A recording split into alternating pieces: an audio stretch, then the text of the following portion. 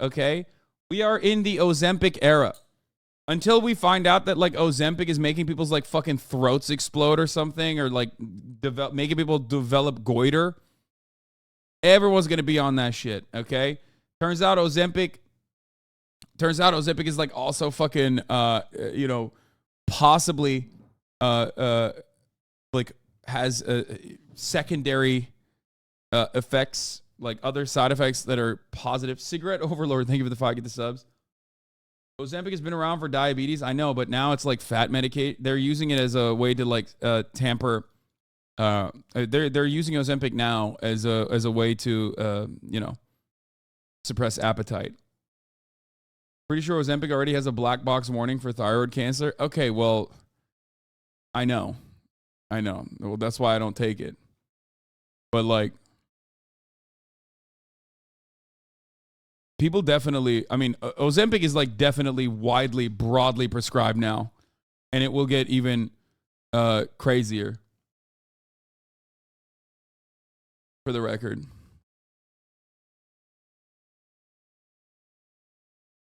Ozempic is an appetite suppressant, which is why people are, and it seemingly is like relatively safe.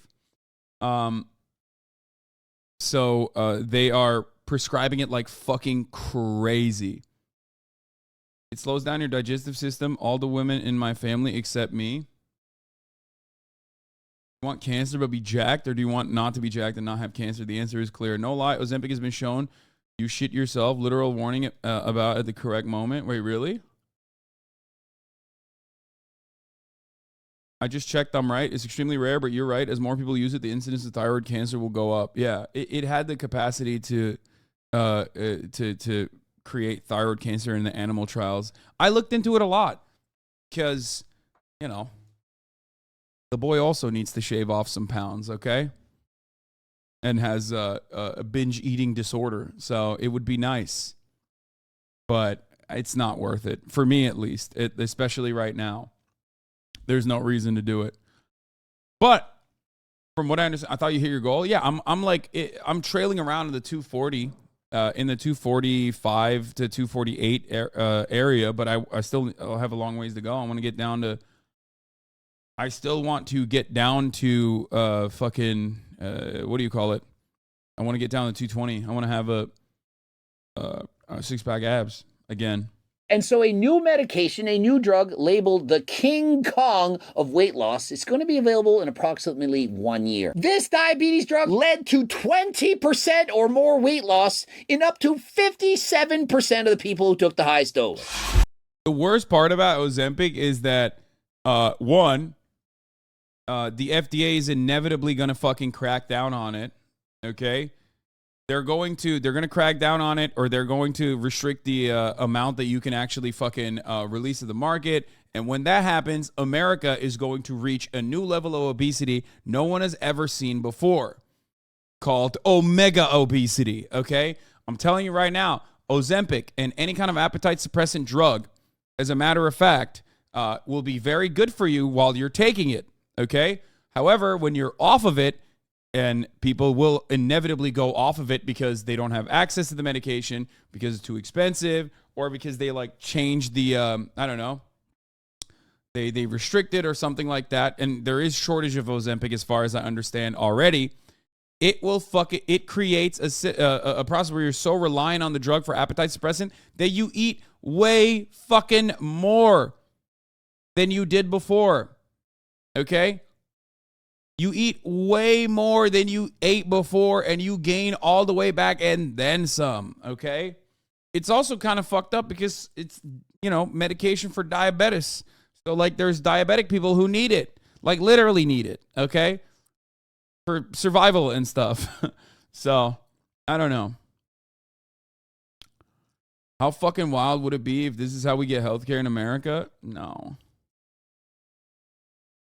America's the only country with tiers of obesity. I feel like I'm playing a gotcha game of health issues. Yeah. So if I want to gain weight, should I go on it and stop taking it? No, man. If you're already having issues gaining weight, like, no, never take Ozempic. You fucking weirdo. What are you, crazy? That means you're not eating enough already. Just eat more, forehead. They have cracked down on similar drugs like Monjaro. The FDA cracked down on off-label manufacturer coupon use towards the end of last year. Yeah.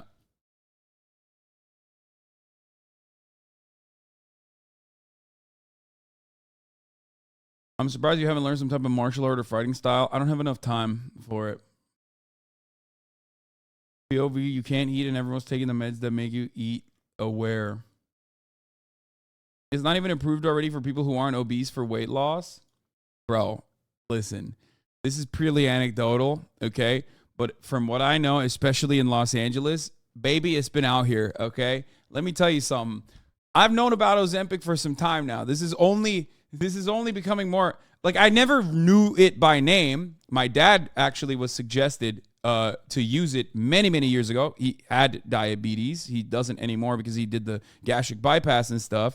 I never put two and two together until I saw the 60 Minutes video where they basically did a fucking marketing campaign for it on 60 Minutes. But they have been, people have been using this miracle drug in Hollywood for a minute now.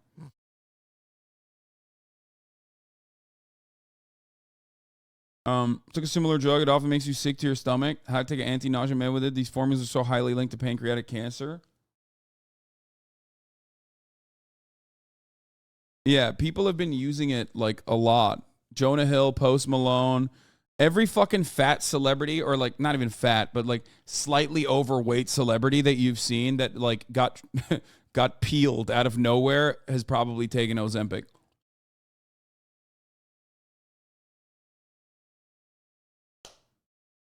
Pharmacists here, the goals are noble, but it needs to be used in conjunction with being aware of portion control and reevaluating one's diet. Unfortunately, that's not normally done. Yes, I know. No one does that. Everyone wants like, I mean, I get it, dude. I have issues. I get it. I know how hard it is. So I'm not going to fucking sit here. I'm not going to fucking sit here and act like, oh, these people are just lazy. They haven't fixed their diets. Like, no, that shit is incredibly difficult. You mean Zac Efron? No, Zac Efron's on clenbuterol, okay? Or maybe, but he's on a lot. That's different. Yeah, see, someone said they should use clenbuterol just like us bodybuilders. Yeah, no. I do think that Ozempic is probably safer than a horse bronchitis steroid, which is what clenbuterol is. For those of you who don't know, it's asthma medication for horses. And bodybuilders like using it for its fat burner weight loss properties.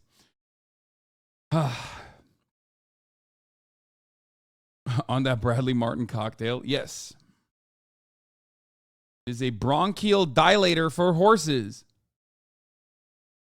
Ozempic are infinitely more healthy than weight cycling, which happens to like 70+% obese people who try to just diet, e.g. what happened for you during COVID. No, what happened to me during COVID was I broke my very consistent lifestyle of like consistently going to the gym and consistently dieting and tracking my calories. That's what happened to me during COVID. It wasn't like a fucking yo-yo diet. You know what I mean? That you can't say that that's the cycle. The cycle is not 5 years. Yo-yo dieting doesn't happen over the course of 5 years. It happens over the course of a year.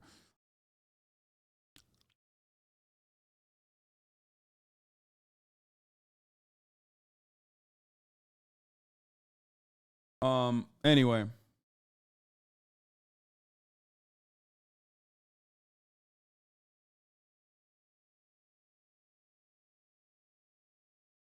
Good Dr. Mike, hey folks, not that one. Dr. Mike here for Renaissance Periodization. And today's... What the fuck? This guy, this guy's a doctor? What is he, the doctor of gains? What the fuck?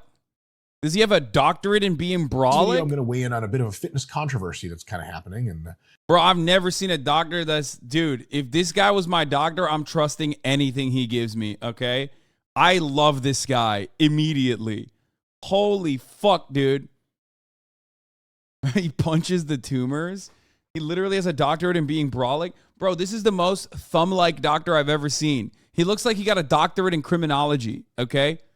He looks like he could walk into a precinct and immediately all the cops would be like, oh, sir, you're the chief of police, right? Thank you for coming to the precinct today.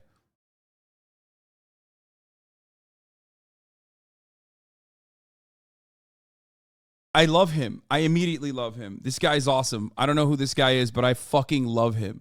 In the social media space, and that is weight loss drugs versus lifestyle choices. And I think this is a false controversy. I think it is a false dichotomy, and I'll be very clear about this in 9 points. Dr. Mike is right-wing as fuck. I don't give a shit, dude. You know me. Listen, I've told you this so many times, okay?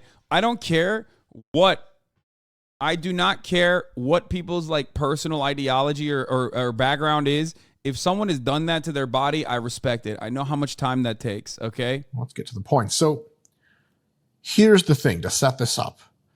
There is a new generation of weight loss drugs out on the market, FDA approved, and more people are using them. They are GLP-1 and GIP agonists. These are gut hormone, gut peptides. And these drugs, the most famous of which is the first really effective one, is known as... The irony of this is that, like, all the fucking crystal mommies were so right about the gut shit. Like, I mean, I guess it's like, it goes beyond that, but like, but you know what I mean? Like, all the holistic mommies that always are talking about, like, oh, I'm fixing my gut biomes or whatever the fuck they talk about. Now, obviously, they're not right because they're like drinking their own piss or whatever, which isn't doing shit, but like, they're not wrong when they say this is important. Ozempic, aka semaglutide. There's also tirzepatide, and it's coming out with all kinds of new drugs on the horizon. And what these drugs do is they do a few things. They're actually very good for your health in general, and seemingly from all the research we have and all the inference from what pathways they activate and how. But their biggest thing is, so small stuff is they improve insulin sensitivity and all this other stuff. But their big, major beneficial effect is that they absolutely crush appetite. Now, to be more technically correct, they have a very powerful dose-dependent effect on appetite. So if you take very little amount of the drug, you get a slight reduction in appetite, and that's okay, whatever. If you take much more of the drugs, you can take enough of the drugs in a safe and healthy manner. This has been tested over and over on large groups of people. Even huge doses of the drug, relative to how much they crush hunger, are totally safe. And that's the thing. Is when I say huge doses, it's a very small amount of actual stuff, and it can make your appetite basically just go away.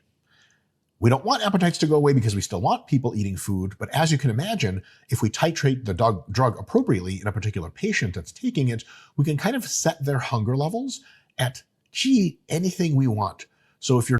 Yeah, this shit's fire because ultimately, again, the fat shamers, when they say just stop eating forehead, are technically not incorrect because that is the way you lose weight, okay? Like, you lose weight by eating less than your body fucking, needs, I guess. You eat at a deficit and then you end up losing weight. That's just how it works, okay?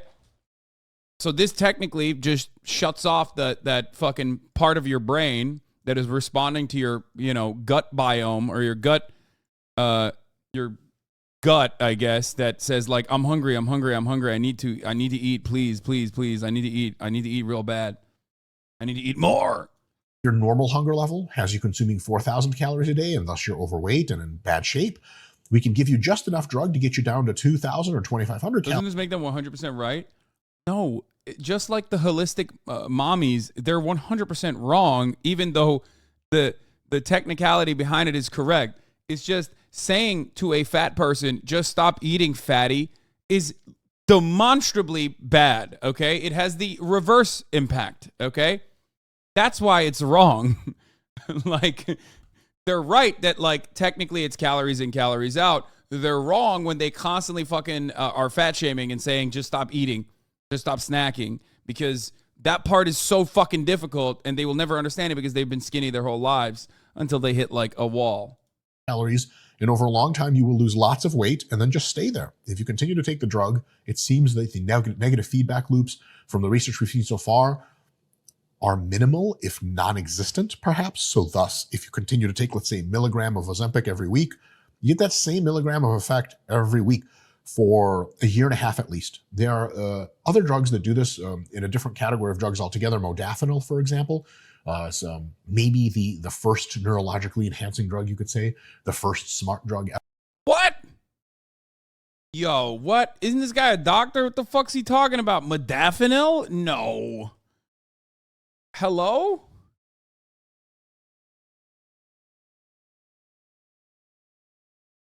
Bro, no. That's crazy. Is he like a kratom guy too?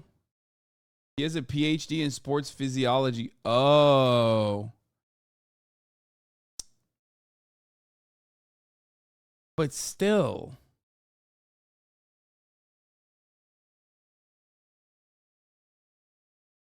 Doctors don't know as much as pharmacists when it comes to drugs.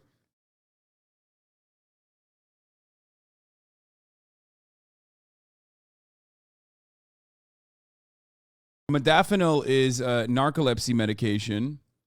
It is what pilots use sometimes.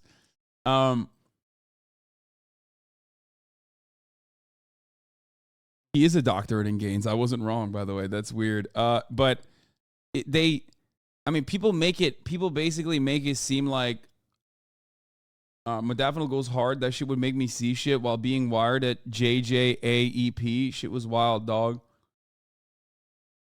I don't know. When I hear someone just like drop modafinil like that, I'm like, wait a minute, what?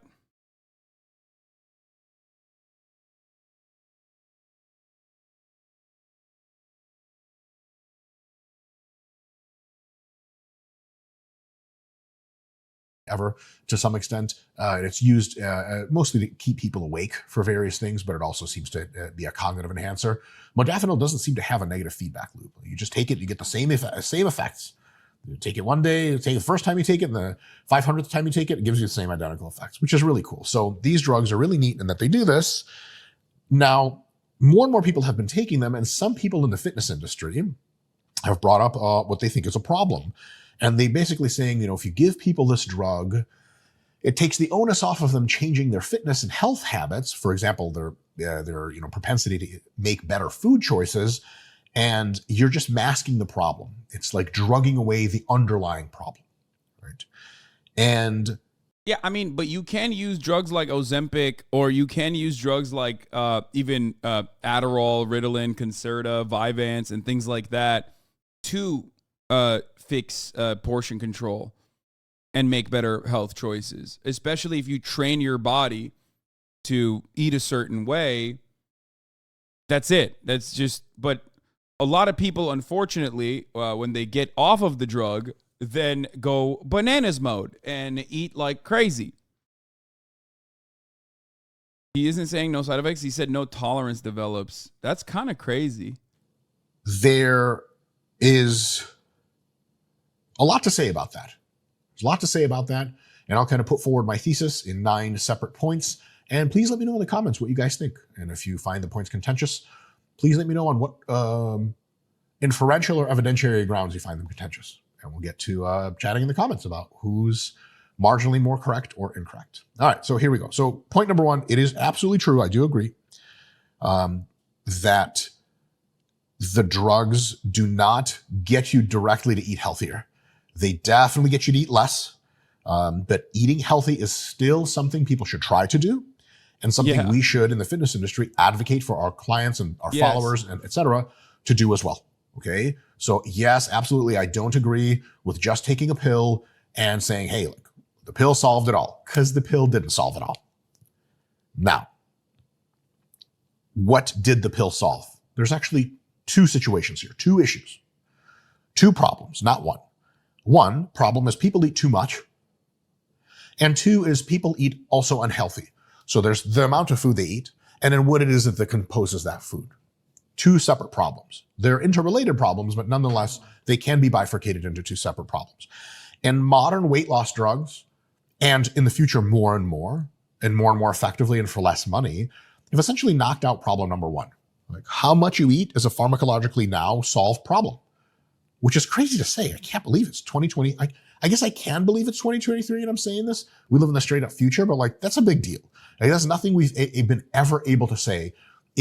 I think he's not wrong. I mean, it is the reason why they're like selling this as a miracle drug is because like it is it has, as far as I understand, less side effects, like less negative side effects than the other amphetamines, like that I just mentioned to you. And therefore, it's just like directly tackling the problem of appetite, which is directly linked to weight gain and weight loss. Animal studies have shown that it can cause thyroid cancer in like very, very limited. I mean, it's like rare. It's super rare. It will become probably more common as people are mass using this drug now, because doctors are prescribing the shit out of this. Okay, maybe it's anecdotal, maybe it's Los Angeles, but I'm gonna tell you, doctors certainly are fucking prescribing the shit out of this. Our obsession with skinniness is such a disease. No, I don't agree with that. I mean, I'm saying that as someone who has body dysmorphia and is obsessed with being skinny. I think that if we have a drug that could truly limit a lot of people's appetite, that would eliminate a dramatic amount of secondary problems caused by obesity, okay? Not necessarily a bad thing at all. As long as people are basically being taught, on top of everything else, portion control and making better and healthier dietary choices that they can take with them for the rest of their lives, that they can continue for the rest of their lives, okay? It's not even about it's not even about being skinny. It's about being fucking healthy. And the reality is, no matter how much we talk about fat shaming, and I have talked about this a lot, about how negative fat shaming is, how stupid fat shaming is, and body positivity overall is not a bad thing unless you're like using it to fucking, sell Oreos because you're working for Mondelez International secretly as a PR spokesperson. It's greatly important. Very important. Yeah, it's called fiber. Yeah, totally, dude. It's just fiber. Just eat fiber, forehead. You'll shit out 4,000 calories when you are supposed to be eating like 2,500. Huh.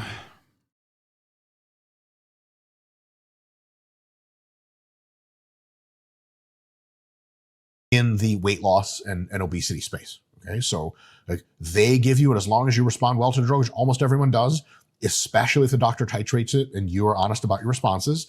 Most people can take the drug and just get about to the level of hunger that they want. Okay, it's a very similar effect to blood pressure drugs as far as the landscape of effects. Like, doesn't matter what kind of blood pressure you have, you can take a small amount of blood pressure drugs and a moderate amount of blood pressure drugs, especially combined therapy, will absolutely get your blood pressure as low as you want. I assume a lot of people taking this do not have weight health problems, especially in LA, Lamont. No, we're talking about America, man. Maybe not in Los Angeles, but like in the United States of America, the people taking it definitely do have weight and health problems. Come on. Even low enough to kill you. Okay. And the same thing actually for boner pills. Like, if your penis is medically capable of getting blood to it, boner pills absolutely will get you an erection. Okay. It's just actually something I read several years ago. I was doing a little research. You know what I'm saying? Boy, everybody could use a little enhancement. You feel me, for those whiskey nights. And it's literally a sentence like by this guy, what the fuck kind of doctor is this guy? He's like, yeah, sometimes my dick don't work when I'm drinking whiskey, so I take Viagra. What the fuck? Accredited body that was like erectile dysfunction. Bro, this is my doctor. I'm about to get the gains of a lifetime, though. I still love him immediately. Is a pharmacologically solved problem. Anyone healthy enough to be having sex can absolutely get an erection. I was like, holy shit, I didn't know they were that strong. Then, a quarter of a Viagra tab. And I'm like, holy shit, do I have to go to the hospital after this? Yes. But just kidding. But, some close calls there. Sooner or later. Okay. If you imagine. They don't get you to eat healthier. It's correct. Point 2 is they don't get you to eat healthier. Point 3 is they don't get you to eat healthier. They don't address the fundamental problem. People become emboldened by weight loss, willpower, the problem space. What is this? The most replayed part. Let's look at that, and then we'll move on from this. Nietzsche, or whoever the fuck said that shit, now Jordan Peterson, I guess. I'm not interested in a fucking SJW world where everyone's a fucking pussy and nobody ever has adversity and they're like, oh my God, man, my feelings. 100%. I feel you guys on that. There is no fucking shortage of adversity. And if you motherfuckers feel like you have too few problems. Bro, this went on wait, what? At the 24-minute mark, he just goes, yeah, fuck SJWs. What? That's awesome. Why? What? What is happening? Why is this? What? Because you take enough drugs and all your problems are gone up. I don't have to worry about what I eat anymore, and I'm super healthy and I'm live till 100. Go solve other problems. Go to the inner city and help clean the streets. Do whatever. Take care of your kids better. There's always more problems. And again, if you're really worried that we'll run out of problems eventually, tell yourself that in your head one more time. Your concern, I don't even mock anybody, I'm just getting passionate, is that we're going to run out of problems? Oh my fucking God. Can you imagine? You just have no problems. That means you have a genie, essentially, that grants you every wish you could have. Pray to fucking God that we get there eventually. And if this Ozempic and that class of drugs is one tiny step of the way there, I'm 100% in. Right? Here's the thing. Point number 9. To that effect, it is probably a good idea to work to make everything easier or completely solved. Then we can go solve the next thing and the next thing and the next thing. Yeah. Oh, he was responding to those guys who are saying that kind of shit. No, he's saying it's a good thing overall. He's saying he's right. I mean, it doesn't, this is not like a miracle drug in the way that like it automatically solves the actual issue, which you still have to work on. It suppresses your appetite, so it makes it easier for you to combat like binge eating disorder, any kind of like eating problems that you have, and you can regulate your intake a lot better.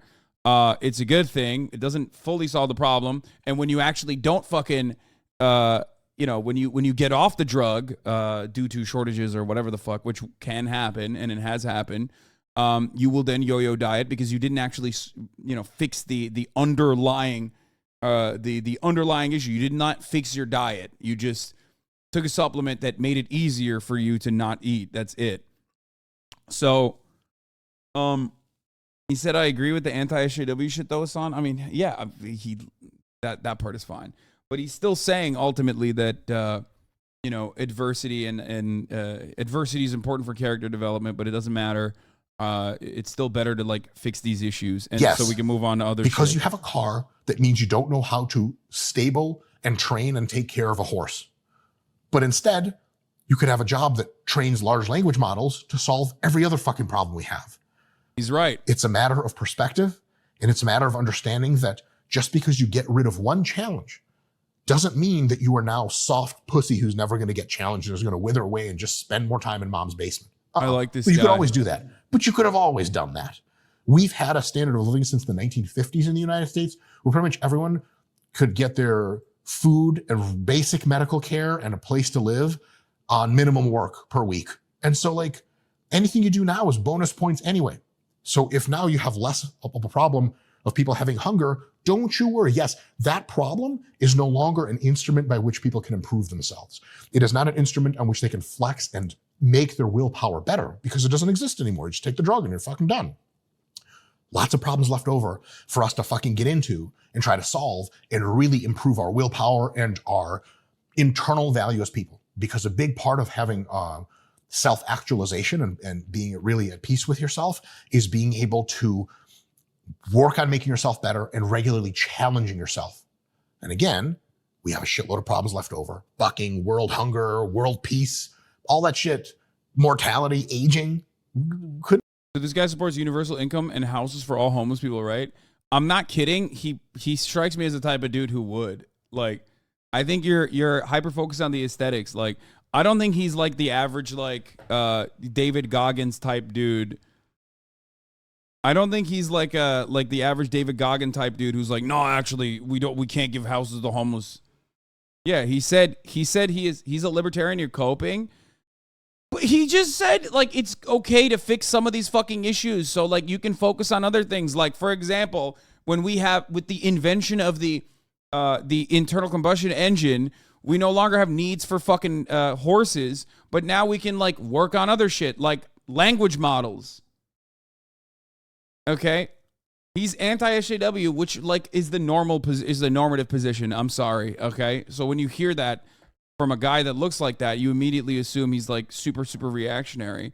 But I doubt it. I think he's like, he might have been like a hyper libertarian guy back in the day, but I don't think a hyper libertarian guy would turn around and fucking be like, no, it's actually good to solve these issues instead of like forcing people to fend for themselves. Could be solving aging in the next 20 years. Think about that. I'd rather people spend time solving aging than spend time looking at macros and being like, shit, I'm eating too much, I'm fat. Anyway, how's that for a rant? All right, guys, thank you so much. See you. I don't know, whatever. I believe in UBI. I agree with the thumb. He would be talking about big pharma if he was like that. What? He also said that people can get housing and food and a good quality of life with a small wage, though. Yeah, I mean, he's wrong on that. I think he was comparing it to like the 50s, which is ironic because like in the 50s, it was probably more manageable for white people, especially, to be able to get houses and you know, have a comfortable existence. Anyway, whatever. It's crazy how people fall into the right-wing pipeline. This dude seems so reasonable and regular at the beginning, and then blam, out of nowhere, just a crazy tangent. I don't know. I would like to explore more about his worldview and develop a better understanding of where he's coming from. But I don't think he's like necessarily a bad person from what I got.